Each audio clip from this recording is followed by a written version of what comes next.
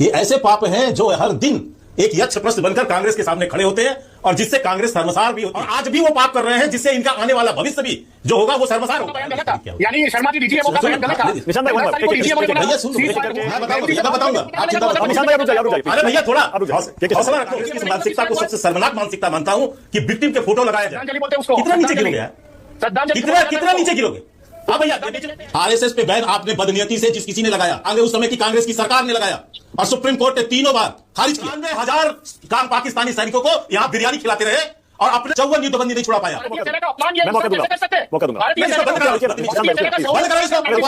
युद्धबंदी बनाया।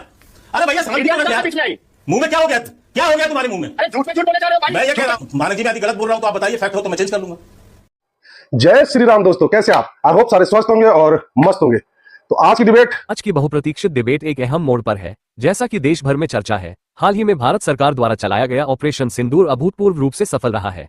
इस सैन्य कार्रवाई ने न केवल भारत की सुरक्षा नीति की मजबूती को दर्शाया है, बल्कि अंतर्राष्ट्रीय मंच पर भी भारत की स्थिति को सुदृढ़ किया है। हालांकि इस सफलता को लेकर राजनीतिक गलियारों में मतभेद भी उभर कर सामने आ रहे हैं। कांग्रेस पार्टी इस ऑपरेशन की पारदर्शिता, उद्देश्य और उसके पीछे की राजनीतिक मंशा पर सवाल उठा रही है। वहीं भारतीय जनता पार्टी का दावा है कि यह ऑपरेशन प्रधानमंत्री नरेंद्र मोदी के नेतृत्व में एक निर्णायक कदम था, जिसे संपूर्ण राष्ट्र को गर्व की दृष्टि से देखना चाहिए। आज की डिबेट में बीजेपी प्रवक्ता के शर्मा ने कांग्रेस के रुख पर कड़ी प्रतिक्रिया दी। उन्होंने यह आरोप लगाया कि कांग्रेस के नेता और प्रवक्ता, विशेष रूप से राहुल गांधी, ऐसे बयान दे रहे हैं जिनका उपयोग अंतर्राष्ट्रीय मंच पर भारत विरोधी तत्व कर रहे हैं। शर्मा ने जोर देकर कहा कि राष्ट्रीय सुरक्षा पर राजनीति करना देशहित के विपरीत है और ऐसे बयानों से केवल विपक्ष ही नहीं बल्कि पूरे देश की छवि प्रभावित होती है। कांग्रेस प्रवक्ता ने पलटवार करते हुए कहा कि सरकार को चाहिए कि वह इस ऑपरेशन से जुड़ी जानकारी को सार्वजनिक करे और यह सुनिश्चित करे कि इसका उपयोग राजनीतिक लाभ के लिए न किया जाए। डिबेट में दोनों पक्षों के बीच तीखी बहस देखने को मिली, लेकिन यही लोकतंत्र की खूबसूरती है, जहां हर विचारधारा को अपनी बात रखने का अधिकार है। यह जरूरी है कि हम राष्ट्रीय सुरक्षा जैसे मुद्दों को गंभीरता से लें और किसी भी बयान या प्रतिक्रिया से पहले यह विचार करें कि वह देश और समाज पर क्या प्रभाव डालेगा। तो शुरू करते हैं इस जबरदस्त डिबेट को और देखते हैं कि किस तरीके से के शर्मा ने कांग्रेस का इतिहास और भूगोल सब खोल कर रख दिया। चालू करो बे। के शर्मा, ये पुरानी 1947 में क्यों डिबेट ले जाते हैं आप? नेहरू जी को याद करेंगे, इंदिरा जी को याद करेंगे, क्यों?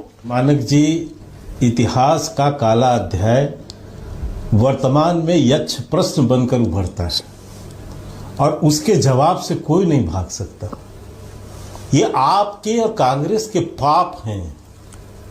ये ऐसे पाप हैं जो हर दिन एक यक्ष प्रश्न बनकर कांग्रेस के सामने खड़े होते हैं और जिससे कांग्रेस शर्मसार भी होती है अपने नेताओं के पापों से। और आज भी वो पाप कर रहे हैं जिससे इनका आने वाला भविष्य भी जो होगा वो शर्मसार होगा, क्योंकि वे पाप ये आज भी कर रहे हैं। ये उससे बाज नहीं आ रहे हैं। जो काम नेहरू ने किया, जो काम इंदिरा ने किया, वो उसको ही भोग रहे हैं। इसलिए मैं कह रहा हूं कि अतीत का इतिहास में अतीत का किया हुआ काला अध्याय जो है वो वर्तमान में यक्ष प्रश्न बनकर उभरता है और अतीत सच्चा आईना दिखाता है। इतनी समझ कांग्रेस के अंदर आ जाए तो शायद आज भी अपने आप को सुधार ले। मैं पॉइंट टू पॉइंट जवाब देता हूं इनकी बातों का। पहले तो ये अपनी थोड़ा अध्ययन करके आए होते तो गलतफहमी से इस तरह की बातें यहां न करते कांग्रेस के प्रवक्ता। पहले तो बता दूं कि ऑपरेशन सिंदूर चल रहा है, ऑपरेशन सिंदूर बंद नहीं। दूसरी बात, सीज फायर नहीं हुआ है, इस ऑपरेशन को स्थगित किया गया है। तो पहले तो इतनी समझ पैदा कर लीजिए, फिर आइए किसी डिबेट में बहस करें। आपको ये तक पता नहीं है कि यानी डीजीएमओ का बयान गलत था। यानी शर्मा जी डीजीएमओ का बयान गलत था। निशांत भाई, डीजीएमओ ने बोला भैया सुन लो निशांत भाई, दोनों देश के बीच में। प्लीज ऐसे नहीं, निशांत भाई नहीं, प्लीज ऐसे नहीं। आपकी बात सुनेंगे, उनको आपको अध्ययन तो आपको करना चाहिए था शर्मा जी, अध्ययन आपको करना चाहिए था डीजीएमओ में। अब मेरा समय जा रहा है। नेहरू से बाहर निकलेंगे ना तो पता चलेगा ना 2025 मैं बताऊंगा भैया, मैं बताऊंगा, आप चिंता मत करो। निशांत भाई, आप रुक जाइए। अरे भैया थोड़ा आप रुक जाइए, हौसला रखो, अभी पूरा नकाब निकल जाएगा। क्या बात, क्यों परेशान? सीज फायर नहीं हुआ का मतलब क्या? मतलब मैं कांग्रेस की इस मानसिकता को सबसे शर्मनाक मानसिकता मानता हूं कि विक्टिम के फोटो लगाए जाए। ये सोच कांग्रेस पार्टी, श्रद्धांजलि बोलते उसको। कितना नीचे गिरोगे यार? श्रद्धांजलि कितना नीचे गिरोगे? आप भैया निशांत भाई देखिए, रुकिए, आपको सुना गया ना पूरा, सबने सुना, प्लीज आपको भी सुनना चाहिए। दूसरी बात इन्होंने कहा कि सरदार पटेल जी ने बैन लगा दिया आरएसएस में। ठीक है, लगाया, हम तो कभी नहीं इग्नोर करते, लेकिन हटाया किसने? देश के सुप्रीम कोर्ट ने हटाया। यदि सही होता तो सुप्रीम कोर्ट, क्या सुप्रीम कोर्ट का फैसला आप मानते हैं? आरएसएस पे बैन आपने बदनीयती से जिस किसी ने लगाया, कांग्रेस, उस समय की कांग्रेस की सरकार ने लगाया, और सुप्रीम कोर्ट ने 3 बार खारिज किया। यह दर्शाता है कि आप गलत थे। सुप्रीम कोर्ट की नजर पर, न्याय की नजर पर आप गलत थे। आपने आरएसएस पर झूठा आरोप लगाकर उसके ऊपर बैन लगाया था, जो स्टैंड नहीं कर पाया। यह सच्चाई है। इसलिए बोलते समय थोड़ा विचार कीजिए कि आप बोलना क्या चाह रहे हैं। तीसरा, आपने कहा कि पीओके हमारा है, हमने 4 युद्ध लड़े। बिल्कुल, 94 में एक प्रस्ताव सदन के अंदर सर्वसम्मति से पारित हुआ। अभी ठीक प्रश्न किया मानक जी ने, जब 93,000 पाकिस्तान के सैनिक हमारे युद्धबंदी थे, आपकी बोलती क्यों बंद थी? आपने क्या समझौता किया था उस समय? 93,000 पाकिस्तानी सैनिकों को यहां बिरयानी खिलाते रहे, और अपने 54 युद्धबंदी, 93,000 को छोड़ा, 54 युद्धबंदी नहीं छोड़ा पाया। आप पीओके लेने की बात कर रहे हैं? अपने 54 युद्धबंदी 40 साल तक वहां जेल में सड़ते रह गए, 93,000 छोड़ा, घुट्टा टेक दिया आपने टेबल के अंदर। समझ रहे हैं आप? यह शिमला समझौता किया था आपने घुट्टा टेक दिए थे वहां पर। हमारी सेना ने वीरता दिखाई, हमारी सेना ने जो है 2 टुकड़े किए, लेकिन टेबल पर, रणनीति पर आपने घुट्टे टेक दिए। मानक जी, हमारे एक मिनट मानक जी, यदि मैं फैक्ट्स गलत बोल रहा हूं तो आप चेक करा दीजिए। आप कैसे हमारे सेना का मैं एक मिनट मानक जी बीच में ना बोले, शर्म आ रही है। ये मैंने आपकी निशान, मैं आपको मौका दूंगा, मैं आपको मौका दूंगा जवाब देने का। नहीं, आपको मौका भारतीय सेना का अपमान ये मैं मौका दूंगा, कैसे कर सकते हैं? मौका दूंगा। भारतीय सेना को बंद करो, निशान भाई रुकिए ना प्लीज, बंद करो इसको। अरे रुकिए ना निशान प्लीज, 1 बाय 1, एक करके। ये क्या बिरयानी खिलाई, ये क्या मजाक चल रहा है? एक करके प्लीज आप बोलिएगा, मैं आपको मौका दूंगा। प्लीज दर्शक को सुनने दीजिए कि दोनों पार्टी के प्रवक्ता क्या कह रहे हैं। प्लीज के शर्मा बात पूरी करिए अपनी। पहले इनको कहिए पढ़ के आए।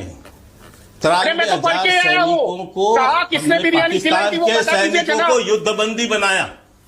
अरे भैया शांति तो रख यार। बीच में आई, मुंह में क्या हो गया? क्या हो गया तुम्हारे मुंह में? अरे झूठ में झूठ बोले जा रहे हो भाई। मैं ये कह रहा हूं कि हाँ, मैं बोल मानक जी, मैं यदि गलत बोल रहा हूं तो आप बताइए, फैक्ट हो तो मैं चेंज कर लूंगा।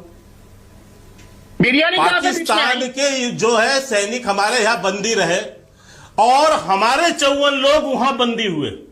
हमारी सेना ने पराक्रम दिखाकर 2 टुकड़े पाकिस्तान के किए, लेकिन जब आप समझौता किए तो आपने वो 93,000 बंदी छोड़े, आपने वो 54 बंदी, 45 बंदी क्यों नहीं लाया भारत के अंदर? और पाक क्यों नहीं माना आपने उस समय? किस आधार पर छोड़ दिया इतने? के शर्मा, पीओके आप क्यों नहीं लाए? आप क्यों नहीं लाए पीओके के शर्मा? अब मैं सुनता हूं, अब मैं सर, हम ऑपरेशन सिंदूर चला रहे हैं। हमने हमारा करने से पहले स्पष्टता है।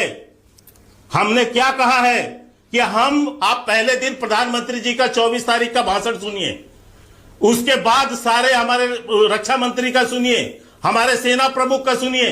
क्या कहा है हमने? कि हम आतंकियों के ठिकानों को ध्वस्त करेंगे, हम उनको सबक सिखाएंगे, हम आतंकियों को मारेंगे। यह ऑपरेशन सिंदूर है। लेकिन पीओके नहीं लाए। मैं इसीलिए कहा कि इतनी समझ होती तो यह नहीं होता। लेकिन अब इसके आगे की बात करता हूं। अब इन्होंने एक कहा कि अमेरिका के आगे झुक गए। अरे आप तो पाकिस्तान के आगे झुक गए टेबल में। आप किसको बताते हो? 26/11 के बाद क्या किया आपने? आपने बॉम्बे बम ब्लास्ट के बाद जब 200 लोग मार दिए गए मुंबई के अंदर में, आपकी बोलती बंद थी। मनमोहन सिंह जी ने इंटरव्यू दिया है, जो कि लिखा है इंटरव्यू में कि इसलिए हमने कार्रवाई नहीं किया क्योंकि उससे भाजपा को फायदा होता। आप करो चैलेंज, करो उस पुस्तक को चैलेंज। क्यों बोलती बंद हो जाती है आप लोग की? ओके। मैं एक बात पूरी कर दूं सर। क्यों आया नाम, आज इसका जिक्र क्यों हुआ? ये सिंधु समझौता किसका पाप है? किसका पाप है? भारतीयों के 90% हिस्से का पानी पाकिस्तान को दे दिया आपने। किस आधार पे दे दिया? क्यों दिया आपने?